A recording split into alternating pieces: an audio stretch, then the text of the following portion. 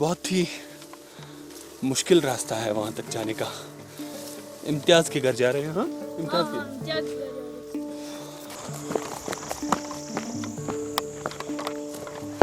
कहाँ से? आगे आगे, इधर सीधे? हाँ या नीचे? नहीं, आगे आगे। तकरीबन 13 घंटे का सफ़र करने के बाद हम राजौरी के इस पहाड़ी पे पहुंचे जहां इम्तियाज़ और इब्रार रहता है। ये जो आप घर देख रहे हैं ये इम्तियाज़ का घर है।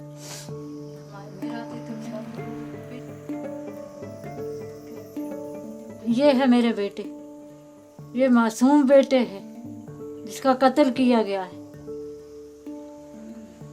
इतना मासूम बेटा है जिसका बेगुनाह कत्ल किया गया।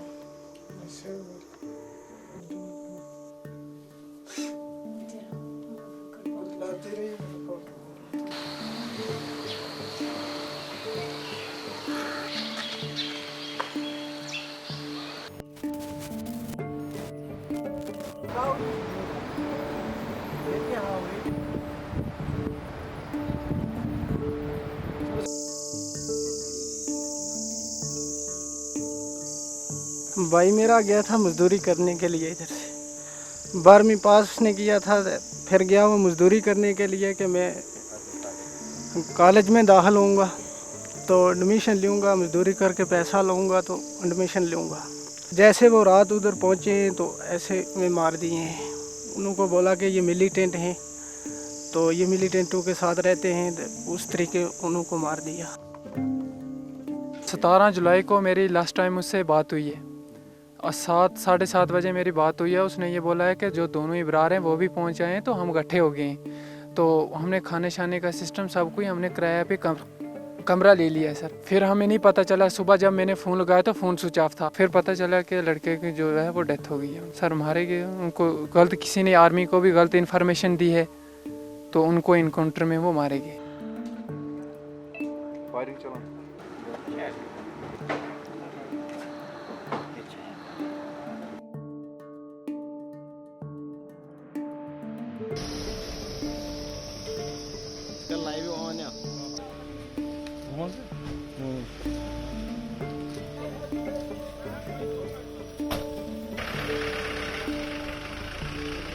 जनाब बहुत बड़ा जुर्म हुआ है। 3 बच्चा हमारा था, 2 सक्के पांजे, एक ही फैमिली के समझ कर, लेकिन उसके साथ बहुत जुर्म हुआ।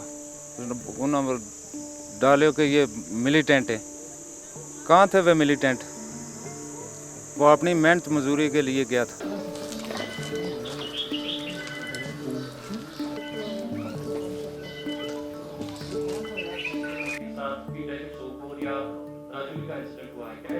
जो एक फैमिलीज है उनको आप यकीन दहानी करेंगे कि उनके साथ मुकम्मल इंसाफ होगा।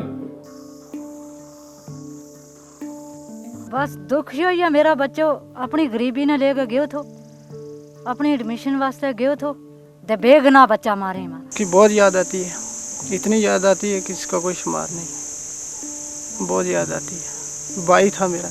मारो कहना यही है साहब के हमारी डेड बॉडी दी थी, हमने इंसाफ मिलो जाए, लेकिन वो कातिल मिले जाए जिसने उस पर जुर्म किया। ये सबसे अच्छे लड़के थे। कहते मिलिटेंट है, ये कहाँ से मिलिटेंट है? उसको तो सज़ा मिलनी चाहिए, उसको बहुत बड़ी सज़ा मिलनी चाहिए। प्लीज़ हमें डेड बॉडी वापस कर दो। अपने माँ बाप देखेंगे तो सही ना कब्रों को, हैं अपनी ज़मीन में दफन भी नहीं होए वो।